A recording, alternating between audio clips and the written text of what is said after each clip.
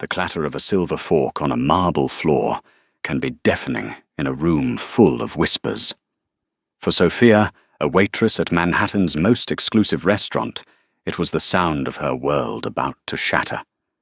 The man who dropped it, billionaire titan Alexander Croft, did so with a smirk, a deliberate act of contempt.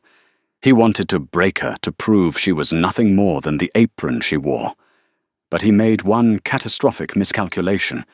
He had no idea who he was truly dealing with, and in his attempt to humiliate her in front of his powerful Japanese investors, he was about to be undone by a secret she had buried deep within her past. The scent of truffle oil seared scallops, and old money clung to the velvet drapes of Aurelia, a restaurant so exclusive it didn't have a sign, only a single polished brass A on a mahogany door tucked away on a quiet Upper East Side street. For Sophia Rossi, the scent was simply the backdrop to the relentless rhythm of her life.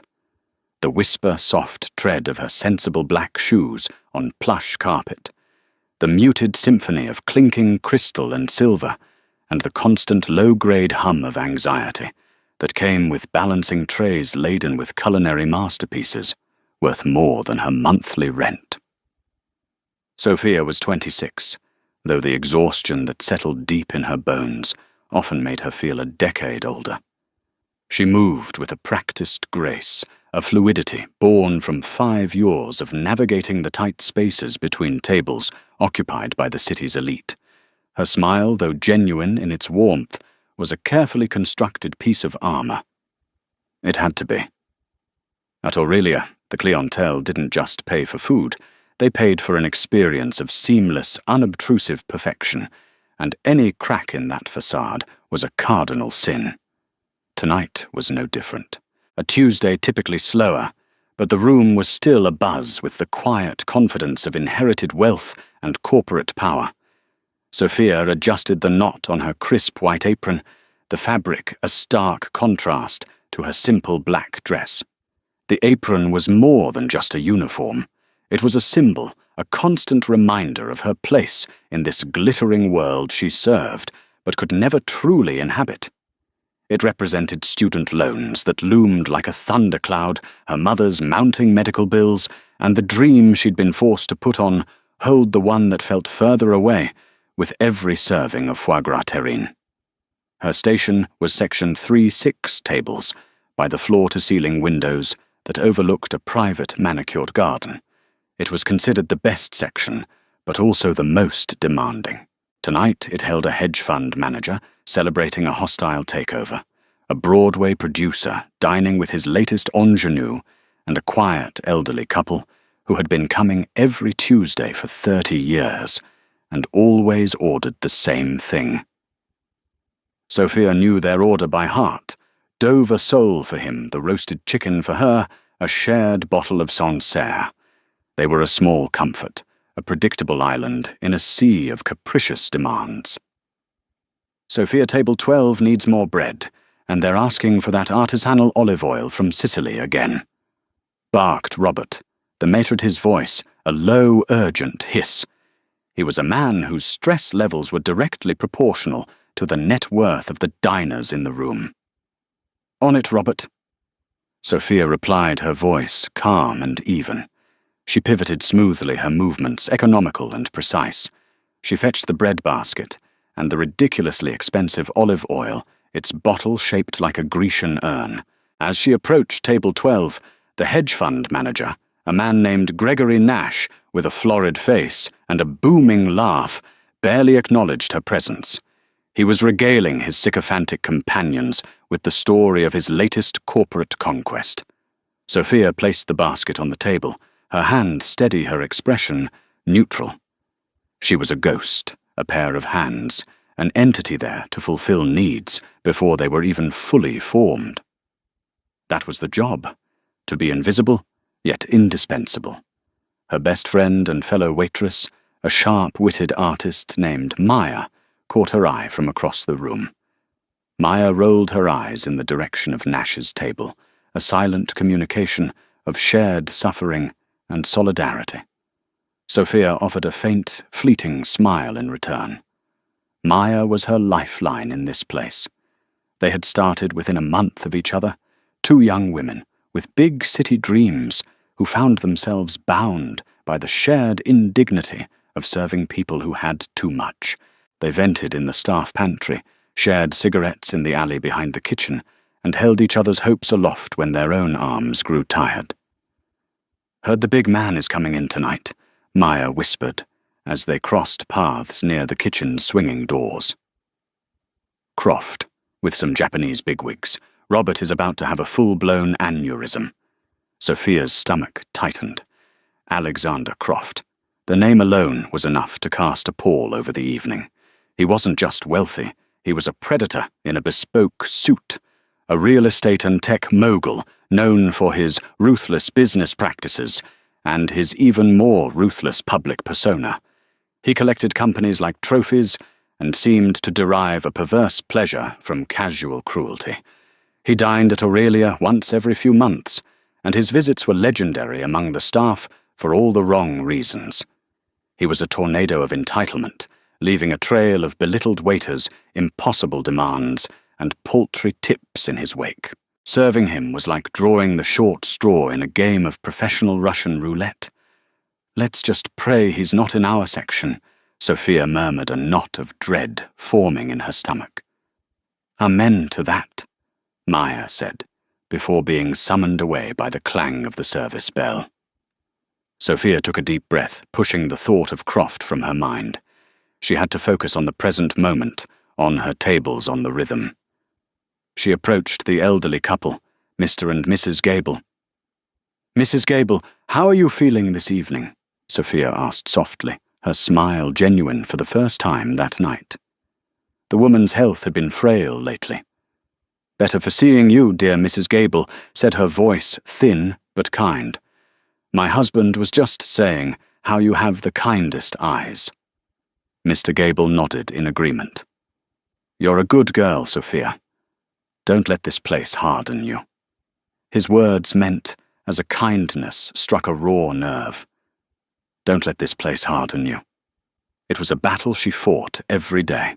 The constant condescension, the dismissive waves of a hand, the entitled snapping of fingers. It was like water torture, a slow, steady drip of disrespect that threatened to erode her sense of self.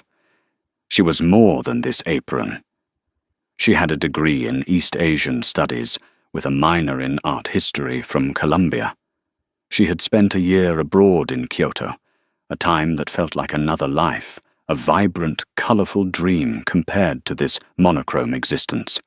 She spoke Japanese, with a fluency that would shock every person in this room, a skill she had honed out of love and passion for a culture that felt a world away from the cold, transactional nature of Aurelia. She had taken this job as a stopgap, a way to make ends meet after her father's sudden death left their family finances in ruins. His small independent publishing house, his life's work had been swallowed whole by a massive conglomerate in a brutal acquisition, leaving them with debt and shattered dreams. The stopgap had stretched from months into years. The weight of the apron grew heavier with each passing day, pinning her to this life, keeping her from the one she was supposed to be living. She refilled the Gables' water glasses, her movements a familiar comfort. But as she straightened up, the heavy mahogany door at the entrance swung open. A chill more profound than the draft from the door swept through the dining room. A hush fell over the usually boisterous space. Even Gregory Nash paused his monologue, mid-boast. Robert, his face pale and his posture ramrod straight, rushed forward. Alexander Croft had arrived, and he was walking straight toward Section 3. Alexander Croft did not simply enter a room. He conquered it.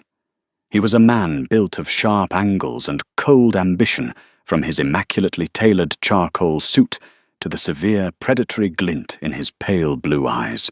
He moved with an unhurried, arrogant gait, as if the world were his personal property and everyone in it was trespassing.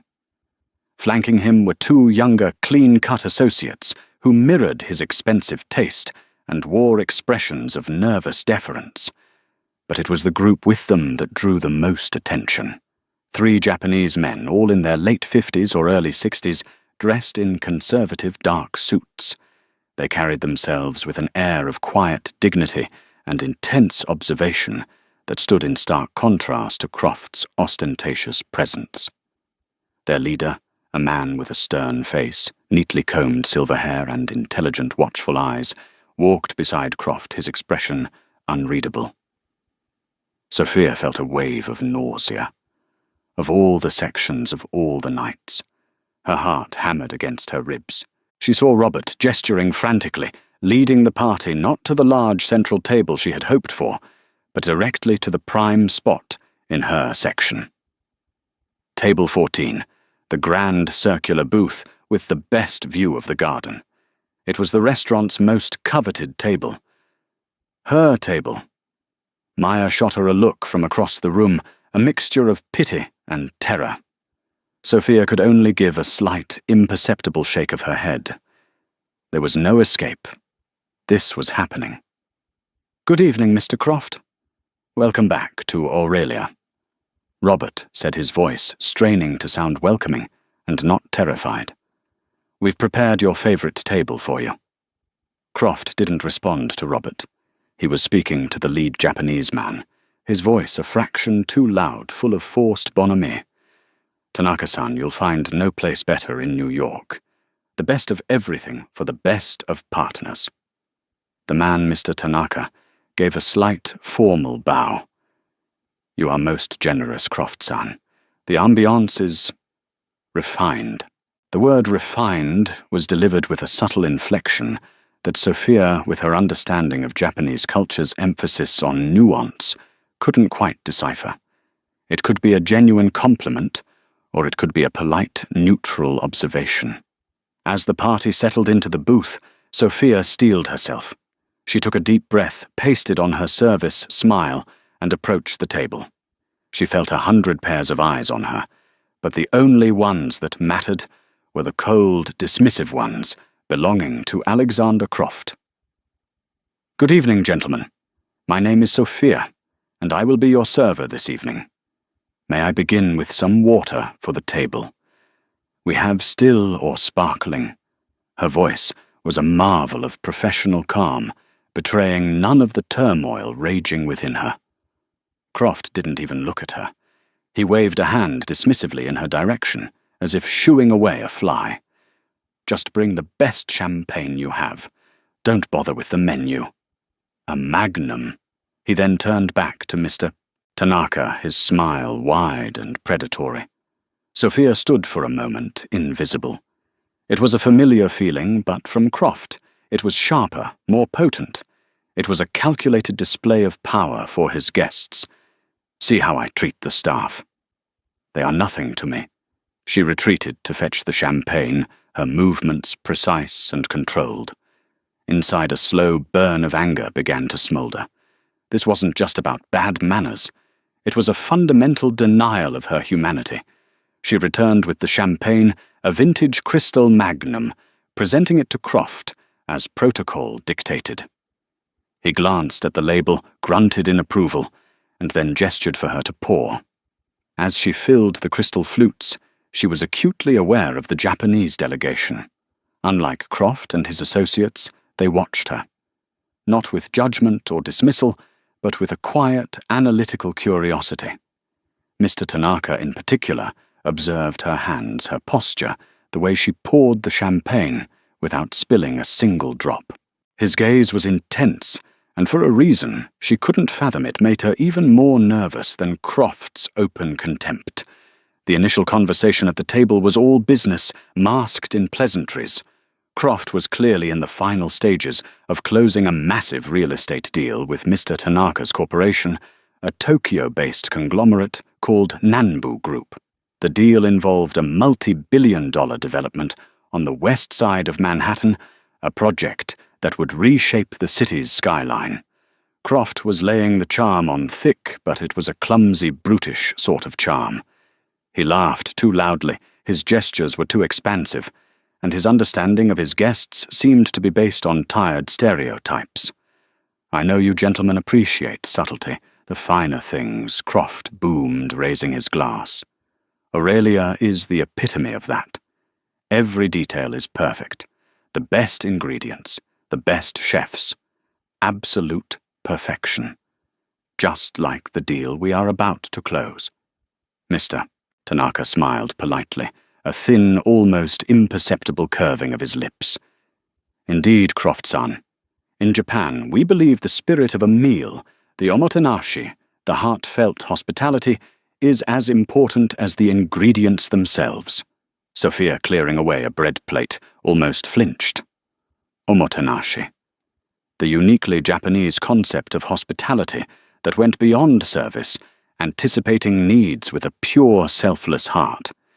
It was a concept she had studied and deeply admired. The idea that Croft, a man who treated his staff like furniture, could lecture anyone on hospitality was a grotesque irony. Croft, of course, missed the nuance entirely. Exactly hospitality. We've got the best of it here. The best. The meal progressed, a tense ballet of service and observation. Sophia moved in and out of the conversation's orbit, refilling glasses, serving the multi-course tasting menu that Croft had pre-ordered. With each course, Croft would loudly proclaim its superiority, its expense, its exclusivity. He was not hosting a dinner. He was staging a performance, and the food was just a prop. His American associates nodded along eagerly, while the Japanese delegation ate with quiet, deliberate appreciation, their comments sparse and formal.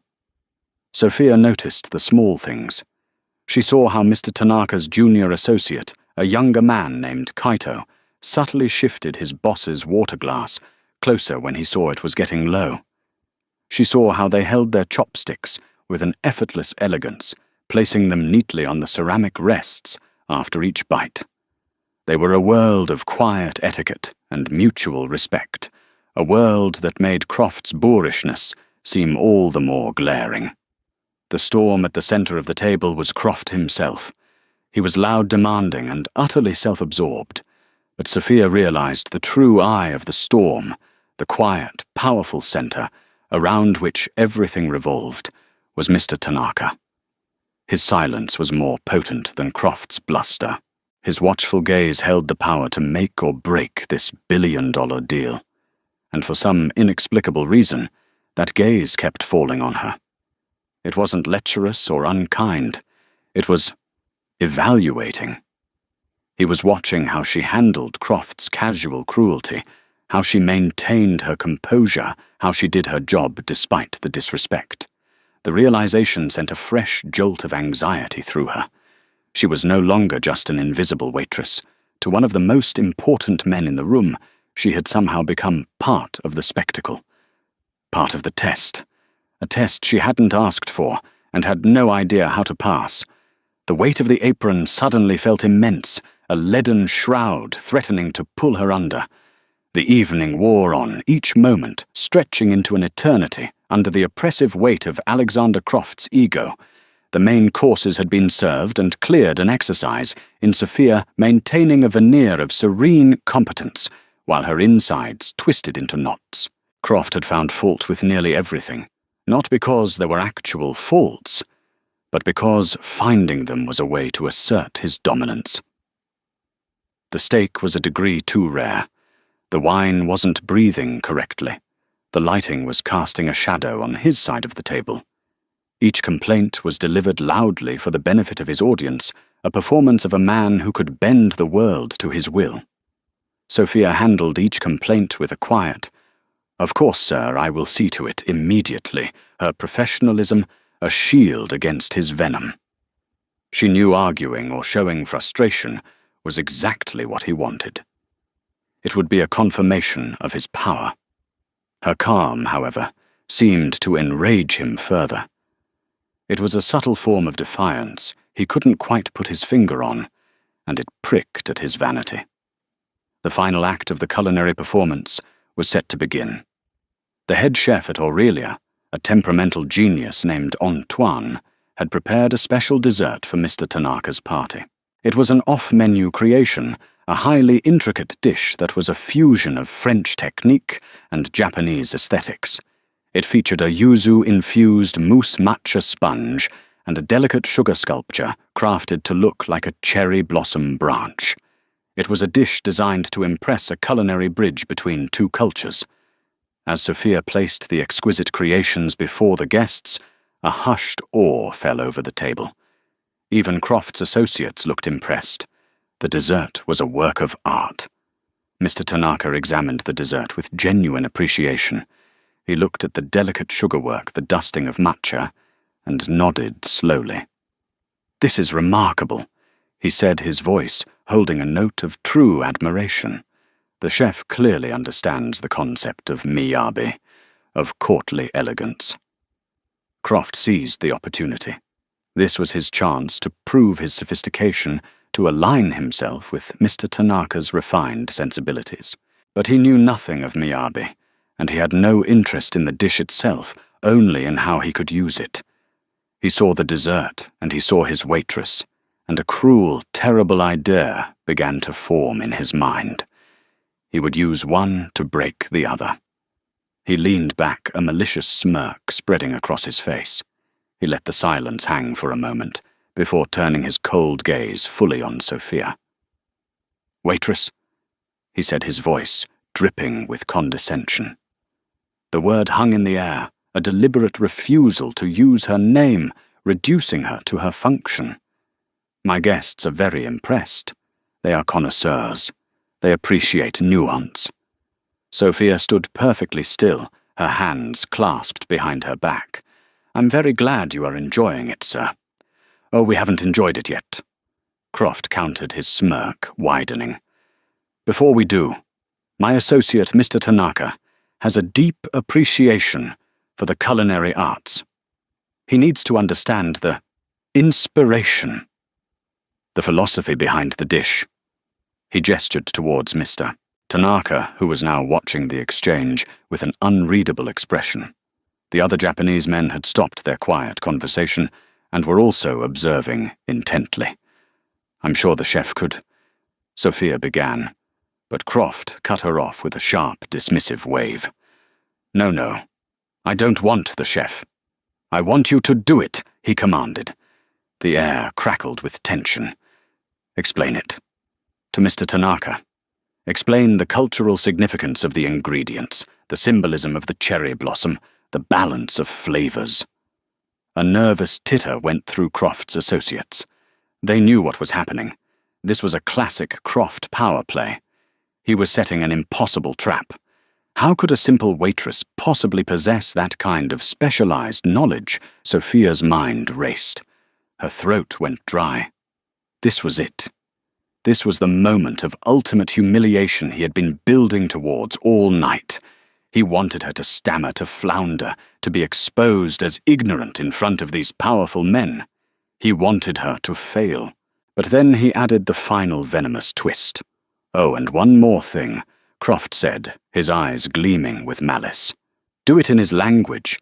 You seem like a smart girl. Surely a top waitress at a place like this is multi-talented. Explain the whole thing to him, in Japanese." The silence that followed was absolute. It was so profound that Sophia could hear the frantic beating of her own heart. The hedge fund manager at the next table had stopped talking. The entire dining room seemed to be holding its breath. She could feel the weight of every stare, of physical pressure on her skin.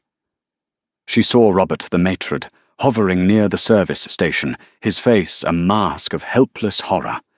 He was powerless to intervene. Croft was too important, too powerful. Croft leaned forward, his voice a conspiratorial whisper that carried across the silent room. "Let's see what you've got. Don't be shy." He was toying with her like a cat with a cornered mouse. He expected her to blush, to apologize, to admit defeat. He expected her to crumble. Sophia looked at him. She saw the smug certainty on his face, the undisguised pleasure he took in her predicament. A lifetime of being underestimated, of being dismissed, of swallowing her pride, coalesced into a single, white-hot point of anger in her chest. But on the surface of that anger, a strange, crystalline calm began to form. She thought of her father, a quiet, scholarly man who loved books more than money, and how men like Croft had crushed him without a second thought. She thought of her mother working a second job to help with the bills her hands chapped and sore. She thought of the dream she had nurtured in a small apartment in Kyoto, the dream of being a bridge between cultures, a dream she had been forced to pack away like an old photograph. "Don't let this place harden you," Mr. Gable had said. Maybe he was wrong. Maybe sometimes you needed to be hard. You needed to be steel. She let out a slow, deliberate breath. She turned her body slightly away from Alexander Croft and faced Mr. Tanaka directly. She ignored Croft completely, as if he had ceased to exist. She gave Mr. Tanaka a respectful, perfect bow, not the shallow nod of a Westerner, but a deep, formal bow from the waist, her back straight, her hands held politely at her sides. The entire room watched transfixed. Croft's smirk faltered for the first time, a flicker of confusion in his eyes. This was not the reaction he had anticipated. When Sophia straightened up, her expression was transformed. The service smile was gone. In its place was an aura of serene confidence and profound respect. The timid waitress had vanished. A different woman stood in her place. She looked directly into Mr. Tanaka's eyes, and then she began to speak. The first words that left Sophia's lips were not just Japanese. They were a form of the language so polite, so exquisitely formal, that it was typically reserved for the most serious and respectful of occasions. It was keigo, the honorific speech she had spent years perfecting, a language of humility and deep respect that conveyed more than just literal meaning. It conveyed a profound understanding of Japanese culture itself. Her voice was clear and steady, without a trace of an accent. It flowed like music into the stunned silence of the room. She began by apologizing for the presumption of speaking a standard formality that was anything but standard in this context. She addressed Mr. Tanaka not just as Tanaka-san, the generic honorific Croft had been clumsily using, but as Tanaka-sama, a title of much deeper respect, acknowledging his high status. The effect was instantaneous and electrifying. Mr. Tanaka's stern, guarded expression dissolved. His eyes widened first in disbelief, then in astonishment. A flicker of something else, deep, profound respect shone in their depths. His two associates, who had been watching with detached curiosity, now leaned forward, their faces studies in shock. One of them, Kaito, let his mouth fall slightly agape before quickly schooling his features. Alexander Croft froze, the smug smirk completely wiped from his face.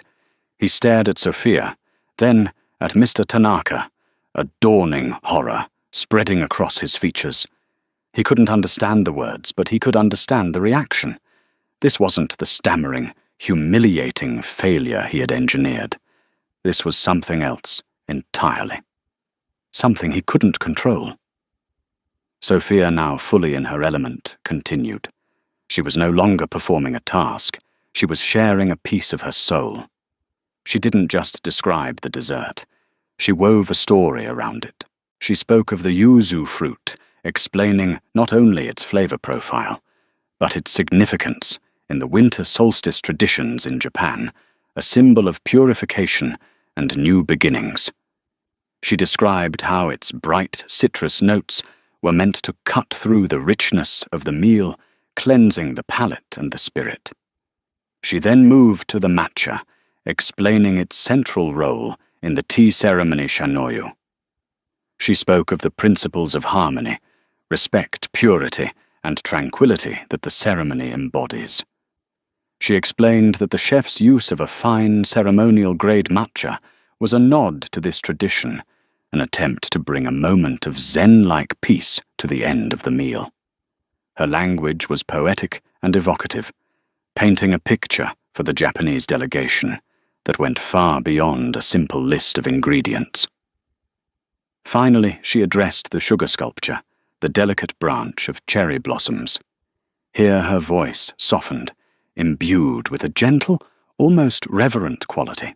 She spoke of mono, nowhere the beautiful, poignant sadness of transient things. She explained that the cherry blossom in its breathtaking but fleeting beauty is the ultimate symbol of this concept, a reminder to cherish the present moment, for it will not last. She concluded by reciting a short, famous haiku from the poet Basho about the transience of life, her delivery flawless and heartfelt. When she finished, she held her bow for a moment longer, a silent punctuation to her presentation. The silence in the dining room was no longer tense and expectant. It was thick with awe. The sound of a pin dropping would have been a cacophony. Even the kitchen staff, drawn by the strange hush, were peering through the small window in the swinging doors, their faces filled with disbelief. Sophia straightened up, her gaze still fixed on Mr. Tanaka. For a long moment, the elderly Japanese man simply stared at her. His face, a kaleidoscope of emotions. Then he did something that stunned the room even more than Sophia's speech. He stood up. It was a gesture of immense respect. His associates immediately followed suit, rising to their feet. Mr. Tanaka gave Sophia a deep, formal bow in return. That was, he said, switching to perfect, unaccented English so everyone could understand, the most eloquent and insightful explanation of a dish I have ever heard. Not just in New York, but anywhere in the world. You have not only a masterful command of our language, but a true and deep understanding of our culture. You have a Japanese heart. He then turned his gaze, which had become as cold and hard as granite, upon Alexander Croft, who was still frozen in his seat, his face a sickly shade of pale. Croft-san, Mr. Tanaka, said, his voice level and dangerously calm. For weeks you have lectured me about your understanding of the global market. You have spoken of synergy, of partnership, of mutual respect.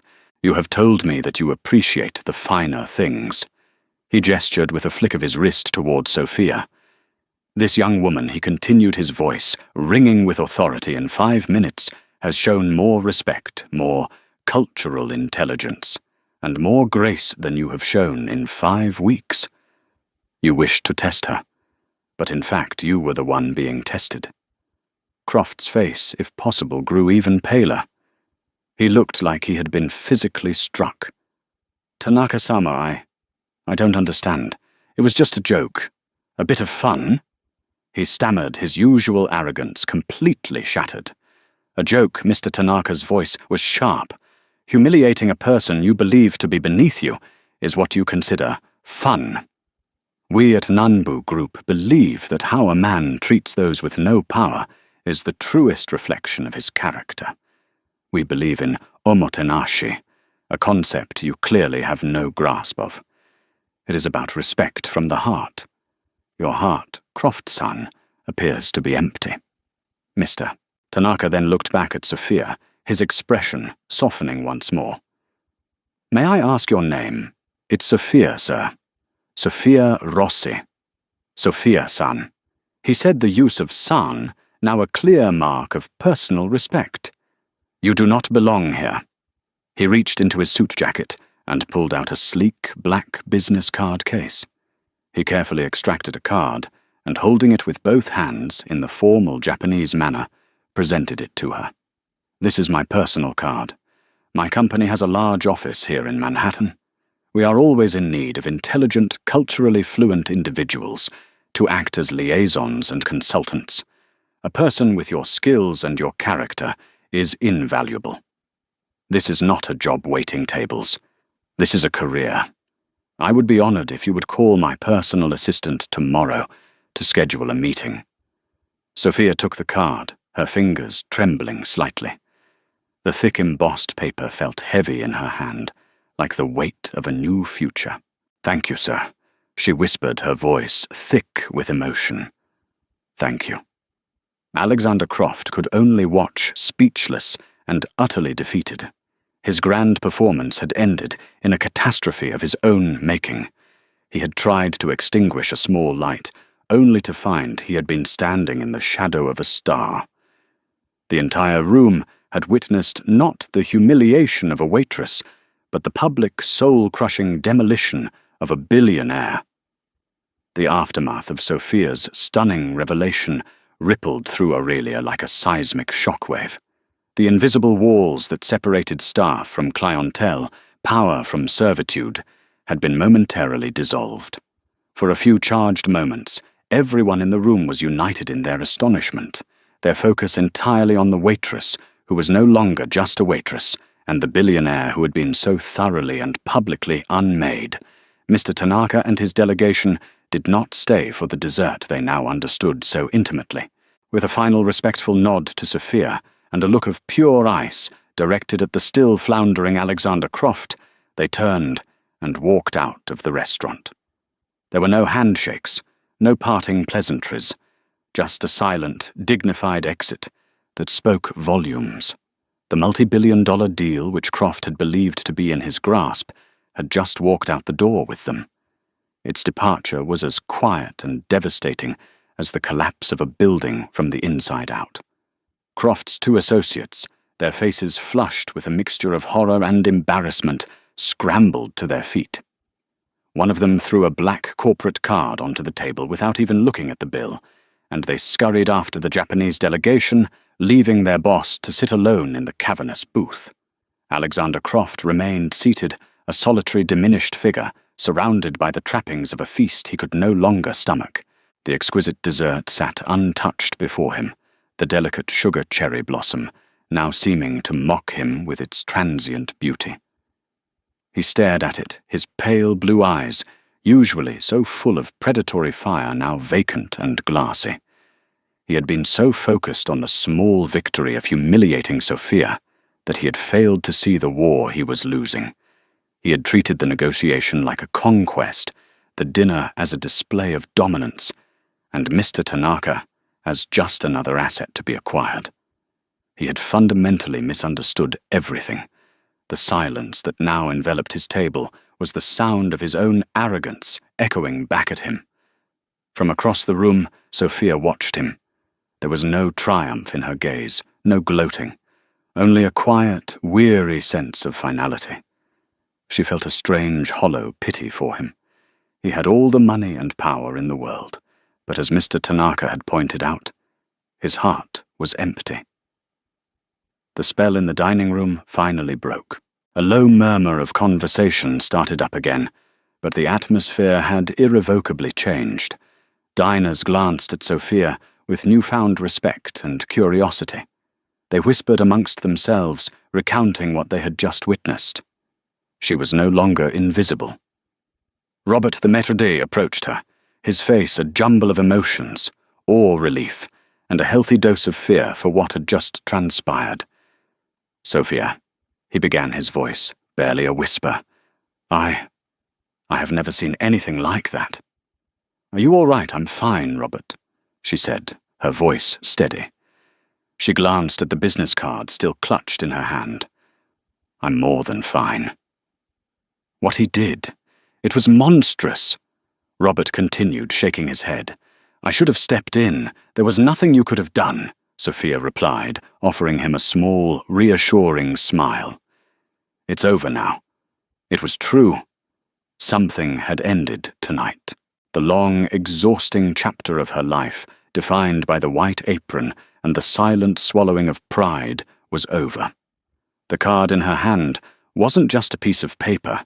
It was an escape hatch, a key to a door she thought had been permanently locked. In the staff pantry a few minutes later, Maya enveloped her in a fierce hug. "Oh my God, Sophia." Oh my God, Maya was practically vibrating with excitement. "You were incredible, a total queen." The look on his face, I've replayed it in my head a dozen times already. It was like something out of a movie. Sophia laughed a real, unburdened laugh that felt foreign and wonderful. It felt like a movie, honey, that was an epic waitress destroys billionaire with ancient poetry. Maya fanned her face dramatically. "So this Mr. Tanaka, the job offer. It's real." Sophia opened her hand and showed Maya the card. It feels real. That's not a job offer. Soph Meyer said, her voice suddenly serious as she looked at the elegant card. That's a winning lottery ticket. You have to take it. You have to walk out of here tonight and never look back. The thought was both exhilarating and terrifying. To leave the familiar grind, the predictable paycheck, the life she had grown accustomed to, even as she hated it. But Meyer was right. This was her chance. This was the universe handing her back the dream she had been forced to abandon. Her decision was made. She found Robert in his small office, where he was nursing a glass of water and staring into space. "Robert," she said, her voice firm, "I need to give you my 2 weeks' notice." Robert looked up, not with surprise, but with a sad, knowing smile. "I was expecting that. Honestly, Sophia, I'd be insulted if you didn't. You're meant for more than this." He stood and extended his hand. "It has been a privilege working with you. You are a class act." As they shook hands, Alexander Croft finally stirred from his stupor. He rose from his table, his movements stiff and robotic. He didn't look at anyone. He walked towards the exit, his powerful frame looking strangely stooped, his usual conquering stride replaced by the shuffling gait of a defeated man. As he passed Sophia and Robert, he refused to meet her eyes, his face a mask of bitter humiliation. The door swung shut behind him, leaving nothing but a lingering scent of expensive cologne and epic failure. Sophia finished her shift in a daze. The remaining hours felt surreal, like she was watching a movie of her own life. The Gables on their way out squeezed her hand. "We saw what happened," dear Mrs. Gable whispered. "We are so proud of you." As she finally untied her apron for the last time, the fabric felt impossibly light. The weight that had settled on her shoulders for 5 long years had vanished. She folded it neatly and left it on a counter in the staff locker room. It was a shedding of a skin, a final farewell to the woman she had been forced to be. Walking out of Aurelia's service entrance into the cool night air, she felt a sense of freedom so profound it almost made her dizzy. The city lights of Manhattan seemed to sparkle with a new promise. For years she had looked at this city and seen only obstacles, a mountain of debt and responsibility. Tonight, for the first time, she looked at it and saw a landscape of possibility. The world had shifted on its axis, and she was finally standing in the light. The morning after was disorienting. Sophia woke to the familiar sounds of her small Brooklyn apartment, the hiss of the radiator, the distant wail of a siren, but a profound sense of unreality clung to her like the remnants of a vivid dream. For a long, quiet moment, she lay staring at the ceiling, wondering if the entire impossible episode had been a figment of her exhausted mind. Had she really spoken flawless Japanese in the middle of Aurelia's dining room? Had a billionaire titan crumbled before her? Had a titan of Japanese industry offered her a new life? It seemed too cinematic, too perfectly scripted to be real. Then her eyes fell upon her bedside table. There it was, a small black rectangle of impossibly thick cardstock. She reached for it, her fingers tracing the elegantly embossed characters of the Nanbu Group logo. It felt solid, real. The weight of it in her hand was the anchor that tethered the dream to reality. It had happened. All of it. Her phone buzzed, pulling her from her reverie. It was a string of texts from Maya. "Did you sleep? I didn't. I'm still high on vicarious justice. Robert is telling everyone the story. You're already a legend." The waitress samurai. "Call that man. Call him now. If you don't, I will find his number and call him for you." Not kidding. A genuine unburdened laugh escaped Sophia's lips. She typed back a quick reply, promising she would, her fingers feeling strangely light. She made coffee, and as the rich aroma filled her small kitchen, she sat at her table, the card placed before her, like a holy relic. For years her mornings had been defined by a sense of dread, a mental calculation of the hours she'd have to stand, the condescension she'd have to endure. This morning there was only a terrifying, exhilarating void of possibility. Steeling her nerves, she dialed the number. She had rehearsed the opening line in her head 12 times, trying to sound professional, poised anything but the nervous wreck she felt she was. The phone was answered on the second ring. "Good morning, Nanbu Group. This is Emmy speaking." The voice was warm with the faintest hint of a Japanese accent, polished and professional. "Good morning," Sophia began, her own voice tighter than she'd hoped. "My name is Sophia Rossi.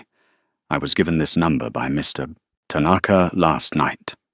"Ah, Sophia-san." The assistant's voice immediately brightened with recognition. "Of course, Tanaka-sama was very much hoping you would call. He has already informed me about you. He was exceptionally impressed." Sophia was taken aback. He had already spoken of her. She wasn't an anonymous caller, she was an expected guest. The warmth in the assistant's tone was a small but significant kindness, a stark contrast to the clipped, impatient tones she was used to from the assistants of Aurelia's clientele. "He would like to meet with you this afternoon, if that is possible," Emmy continued. "He has cleared his schedule. Would 2 o'clock at our Park Avenue office suit you, yes?" Sophia managed to say, her heart pounding. 2 o'clock is perfect. After hanging up, Sophia stared into her closet with a new kind of panic. What did one wear to a meeting that could change one's entire life? For 5 years, her wardrobe had consisted of waitress uniforms and comfortable nondescript clothes for her days off. At the back of the closet, protected in a plastic garment bag, was her one good suit.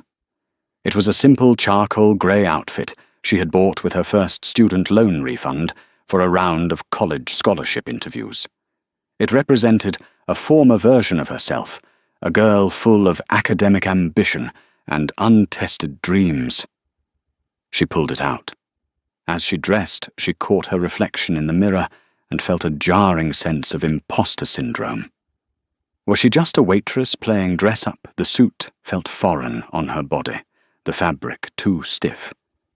She saw the faint lines of exhaustion etched around her eyes, a testament to years of long nights and stressful shifts.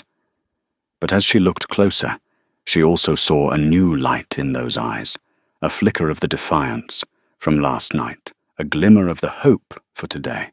She wasn't that college girl anymore, and she wasn't just a waitress.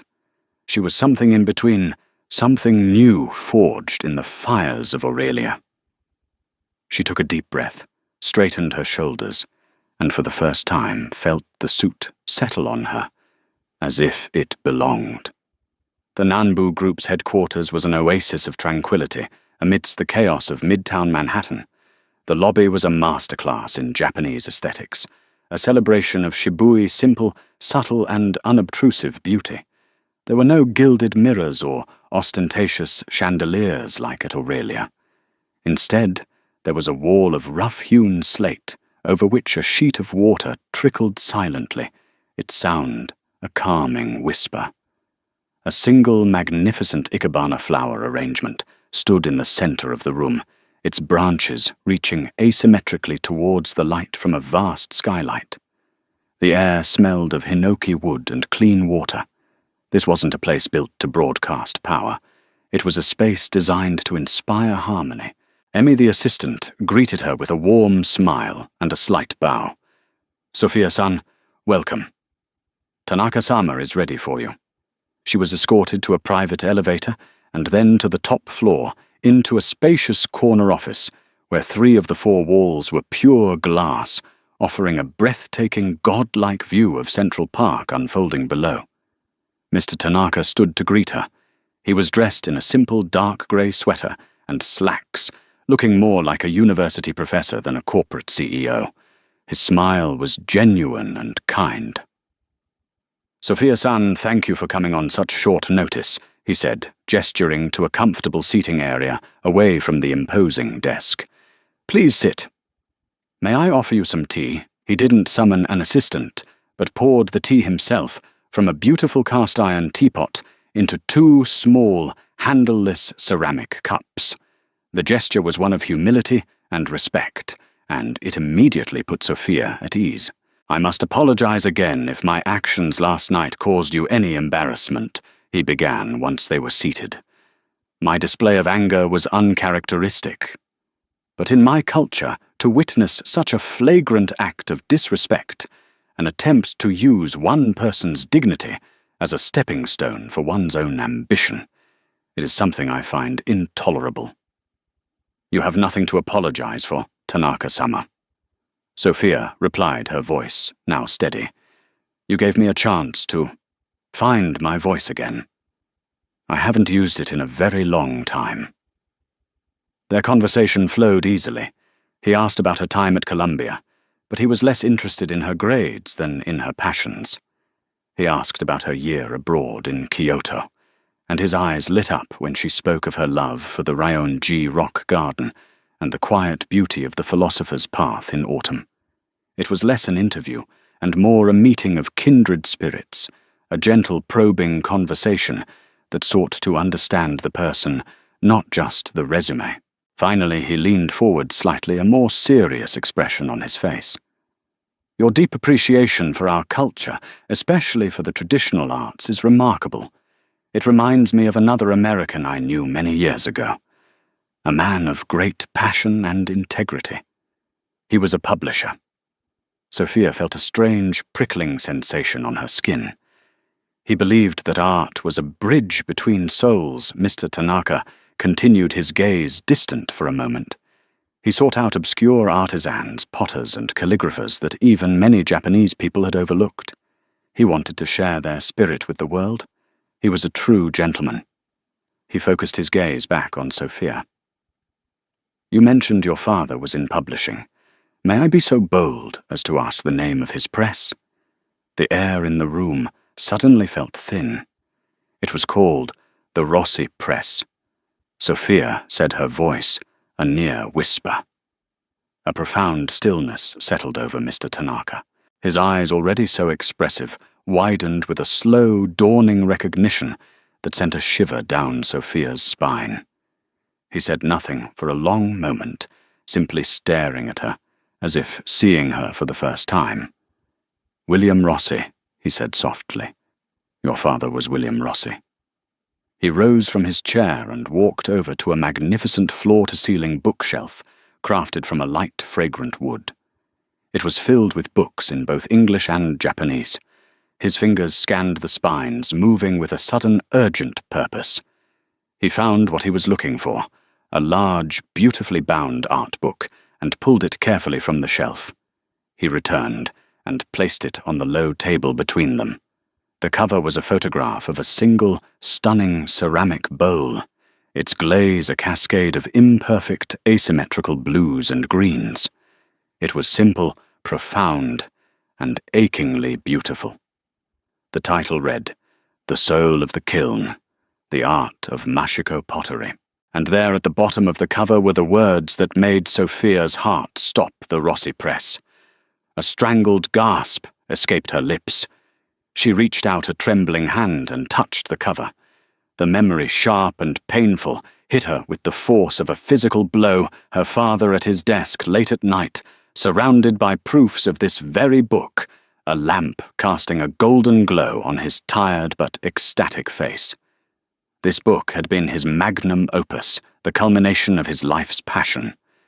It was the last project he completed, before everything fell apart. "My father," she whispered, tears welling in her eyes. "This was his last book, I know," Mr. Tanaka said, his voice filled with a deep, resonant empathy.